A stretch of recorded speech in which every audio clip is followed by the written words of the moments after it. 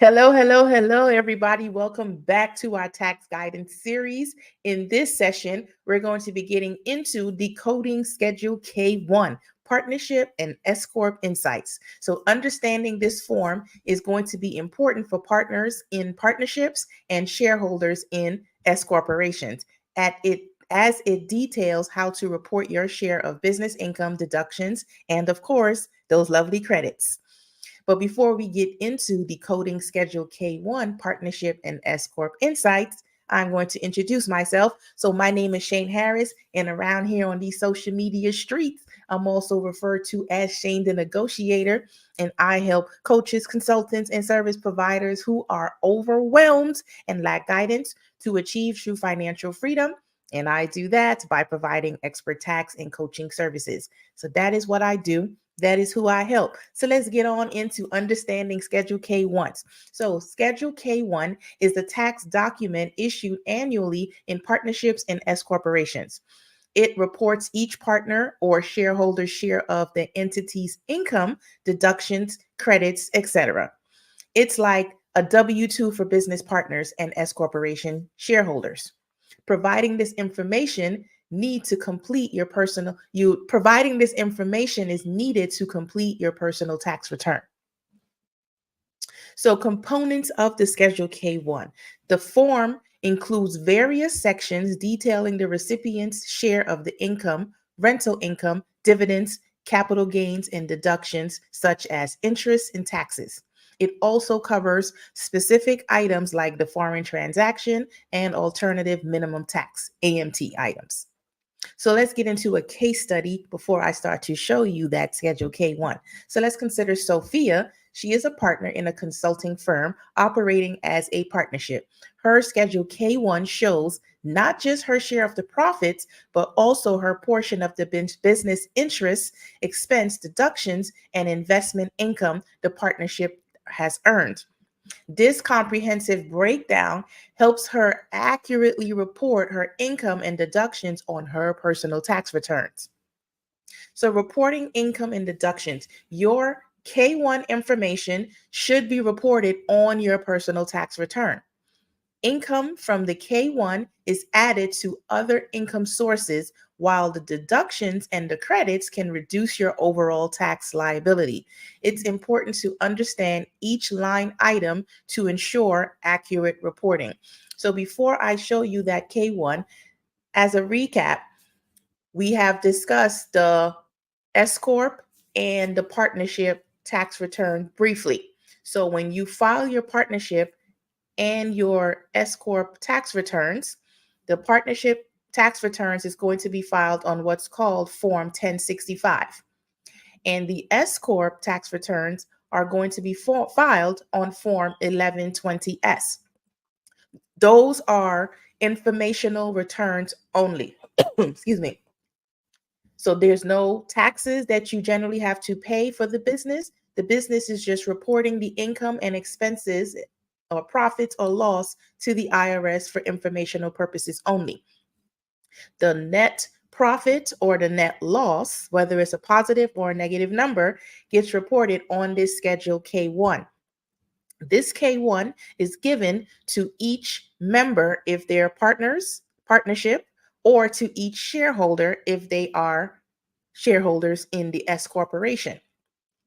You will then take that K-1 that you received with your percentage that you have shares in or the percentage that you have in the partnership.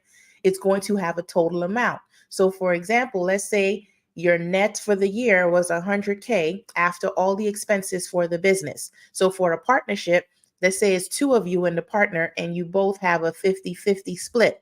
One partner is going to receive 50,000 in net profits. The other one is going to receive 50,000 in net profits. It could be 60-40, 80-20, any split. Similarly to the S corporation, each shareholder is that based on the percentage, it can be a 50-50, 80-20, 70-30, whatever, is going to receive. So they're going to receive 50K each if it's 50%, 70,000 or 30,000 each if it's a 70-30 split, so forth. So when you receive that with your net, either it's a positive or is a negative number, you're going to take that K-1, to your tax professional, and you're going to file that with your personal taxes, okay? So let's pull up that K-1 so that you can see what it is that I'm speaking about to kind of have an idea. So many of you have filed your taxes already and in previous years, and you saw what a K-1 looked like, and others of you may not be too sure what that K-1 looked like. So I'm going to show you what it looks like. Okay, so I'm just here trying to find and share my screen. Okay, here we are. So we have the K-1, and I'm using two screens. So I'm going to be looking at my laptop on this other screen over here. Okay, so here it is, the Schedule K-1. And then where this is for the 2023, but it can be for any year. We're just going over the 2023 version because that is the tax year we're currently going to file taxes for. Okay. So on the top of it, you're going to see final K-1, you're going to see amended K-1. So one of those boxes are going to be checked. And the final is if you're currently filing. Amended is if you have to redo an amendment because something was a mistake or you forgot to add something or whatever, and you need to do an amendment. Okay. So let's go down. We have the partner share of income, deductions and credit, etc. So in part one, we're going to have the information about the partners or the partnership. So we have A1 partnerships, employer identification number. So this is going to be the business's name, the business's EIN number. Then we're going to have the reference ID number. See instructions. We're not worrying about that right now. Partnerships, name, address, city, state, and zip. So that's the business of itself at the address. So next we're going to go into part two, information about the partner. So this is going to be the partner's social security number or tax TIN. Do not use TIN of a disregarded entity, and it has C instructions. You're going to use that TIN if it's disregarded entity someplace else, and I'll show you that once we get to that in a second. So the partner's social security number, this is going to be your individual, not the partnership. Remember, the partnership goes in part one. You are the partner, so your information is going to go there. Similarly, if this was the S corporation, then it's going to be the shareholders' information would go in that space, which the form would be slightly different. Okay, so this is partnerships that we're talking about. So next we have the name, address, city, state, and zip code for the partners, and you enter it in this section from C. So whoever's partner name and social security number that's in C, that is that person's address. Okay, goes into that box. Next, we're going to go to D2. If the partnership has an interest that is owned through a disregarded entity, then you're going to put that information here. So that is if the partnership is not owned by individuals. So I have a business, and I have a business with my dog Kayla. We have a partnership. We are not necessarily the owners. We're members. We work in the business, but we are not the owners. We may have a holding company, and our holding company is the disregarded entity that owns the partnership, the business of itself. So that disregarded entity, that holding company will be the owner, will go into D2. So whatever the holding company's name is, the tax ID number, the TIN number, and the name of the holding company. So that's what will be in D2. So next we go into E, partner's share of the profits, loss, capital, and deductions, and it have everything you see instructions. So this is where you're going to put the profits, the loss, any capital, or any deductions, and you see there's a percentage that's associated with that. So you're going to have the beginning, so when you started the year, what the amount was and the percentage, and ending, when you ended the year, what those percentages were. So the beginning of the year is January 1st, generally if you're on a calendar year, and the ending is December 31st of that year. So the beginning can have the same percentages from the ending, or the percentages could be different. And it says check if deceased is due to sale or exchange of partnership. So if the partner is deceased, or if it's a sale because the partnership was sold, then that is going to be checked. So next we go into F, partnerships capital account and analysis. So the beginning capital amount, how much did the partners put into the business in the beginning of the year. So whatever that amount is, if you invested 20,000, you invested 5,000, you invested $1,000,000, whatever the amount is for that partner, you put that amount, the partner's capital that the capital account, you put that amount there. Capital contribution during the year. So we start with the beginning, and then throughout the year, if you put in additional funds, that is the amount that's going to go there. So as you can see, why it's important to have proper bookkeeping and keeping accurate records, because you want to be able to gather this information. So if you have nice, clean, organized books, this information is going to be so easy to gather, because all we have to do is run those reports and we'll have all of this information. Then we have the very next current year's net income or loss. So that is the next one underneath that section, and whatever the net or loss is for that year. So at the end of the year, whatever the profits were or the loss. Other income, decrease, attach explanation. So if there's other income that the partnership has, you would put that information there. And then of course, it's going to have attached a worksheet to explain what this other income was, other increase, or decrease. So if it's other income that decrease the capital accounts, and if there's if it decreased it or if it increased it. Then we have withdrawals and distributions. So if you had any withdrawals, so you took any of the funds out, or if you have a distribution, you have to put that there, because that distribution is going to subtract from those amounts that we just spoke about previously. And then the ending capital account is going to be the total. So you're going to add everything up in F and subtract in the parentheses any distributions or withdrawals that you have, and the total remaining will be the ending capital for that year. So next we're going to go into G, partner share of the net unrecognized, section 704. This is gain or loss. I'm not going to go into too much details on this. It's going to be a beginning and of course an ending. Then we're going to go over to part 3, where it has partner share of current year income, deductions, credits, and other items. So now it has number 1 through 14, and this is, through 21, and it has all other types of other income that you can potentially place in this section. So, number 1, we have ordinary business income or loss. Then we have net rental real estate income or loss, other net rental income or loss, guaranteed payments for services, guaranteed payments for capital, total guaranteed payments, interest income, ordinary dividends, qualified dividends, dividend equivalents. Then we have royalties, net short-term capital gain or loss, net long-term capital gain or loss, collectibles, 28% gain loss, unrecaptured section 1250 gain, net section 1231 gain or loss, and then of course other income or loss. Then we go over to number 15, where it has credits. So you list any credits. 16 is Schedule K3 is attached if checked, and we're not going to talk about that. Alternative minimum tax. Then we have tax exempt income, non-deductible expenses.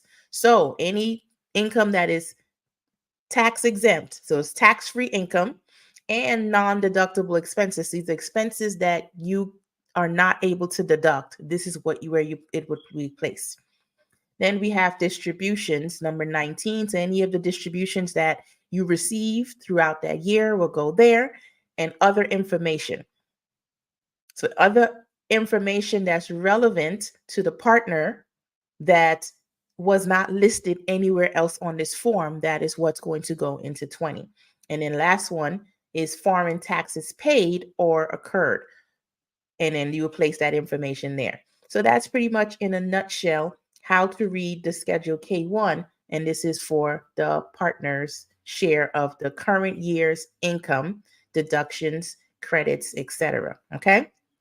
So let's stop sharing that screen and go back. So some common mistakes. So one common mistake is overlooking state-specific items or not understanding how the K-1 income impacts your state tax returns. Another is incorrectly assuming that all income reported is cash received, which isn't always the case in an accrual-based accountant. So remember, as I mentioned previously, if you want to go back and watch the playlist, Pathway to Financial Mastery from last year in 2023, and the current playlist that starts with 2023 for this year, I have explained cash versus accrual briefly. So the cash is money received right now. So when you go and you make a purchase in a store, you pay that cash money, you receive the item, the cashier, they are receiving that money right now. That income is going to be reported because they received that cash. Versus the accrual based accounting, you may have sent out that invoice and you're providing the service, but the payment, you may not get that until a couple of weeks from now, a year from now, whatever. So cash, you might not have received the income as yet if it's an accrual, but the income, as I said, assuming the income reported is cash received, which isn't always the case because of the accrual method. So if it's accrual, the income that's reported, you're reporting the income, but you might not have received the money as yet. You may not have received the money until the following year. So that reporting it may show that you have a higher income that year, even though you didn't technically receive the money till the following year. Okay. So let's do another case study. So Michael, a shareholder, is an S-Corp tech startup. He receives the K-1 that includes non-dividend distributions. Understanding these distributions aren't immediately taxed, but reduces his stock basis is important for Michael when calculating his taxable income and future capital gains. So let's read that again. Understanding that these distributions aren't immediately taxable. So whenever the distribution that he received, it's not necessarily taxable income immediately. The distribution isn't immediately taxed. But the stocks that he have in the business, which is the basis of his stocks, that may be reduced. It reduces the stock. So let's just say you have stock, you have 50,000 in stocks in the value of the stocks, and you receive the distribution and you received about 10 stocks, and it reduces your stocks from 50K down to 40K. So that's what that means. The distribution wasn't necessarily taxed, but the stock was reduced. Okay. So the importance of professional guidance. Due to its complexity, it's often beneficial to seek guidance from a professional when dealing with the Schedule K-1. They and we can provide clarity on how to report this information and its implications on your overall tax situation.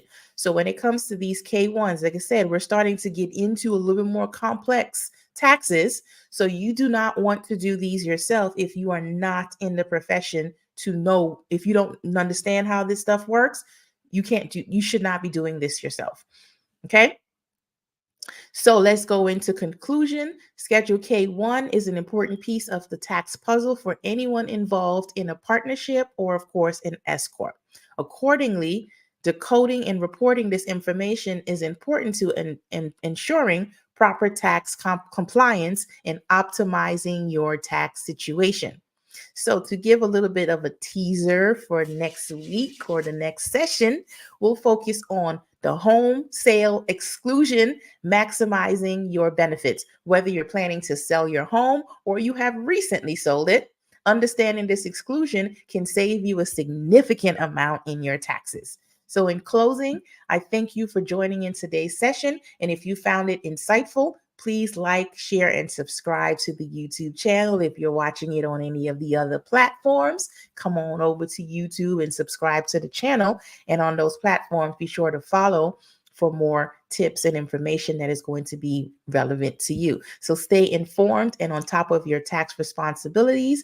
And until the next video, I will see you next time. And don't forget, if you need any assistance with your tax and accounting needs, to click the link that I have floating around here somewhere, which is also on the screen, bit.ly/SD